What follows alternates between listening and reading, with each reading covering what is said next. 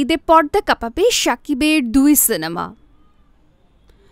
এখন পর্যন্ত জনপ্রিয়তার দৌড়ে এগিয়ে রয়েছে শাকিব খান ও কলকাতার ইদিকা পাল অভিনীত সিনেমা বরবাদ।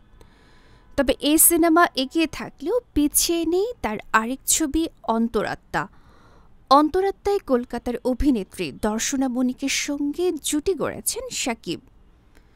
দুটি সিনেমাই রোমান্টিক ও অ্যাকশন নির্ভর হওয়ায় ঈদ উদযাপনের শাকিবিয়ানদের পছন্দের তালিকায় রয়েছে দুটি সিনেমাই। ভক্তরা বলছেন ঈদে দুটি সিনেমাই উপভোগ করার পরিকল্পনা রয়েছে তাদের। কোন সিনেমা দর্শক চাহিদায় এগিয়ে থাকবে তা বোঝা যাবে টিকিট বুকিং ও হলের সংখ্যার ওপর।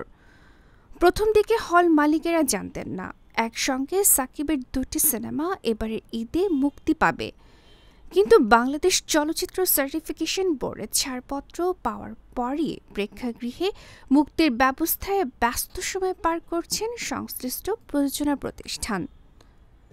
বিনোদন ডেস্ক, গণমানুষের আওয়াজ।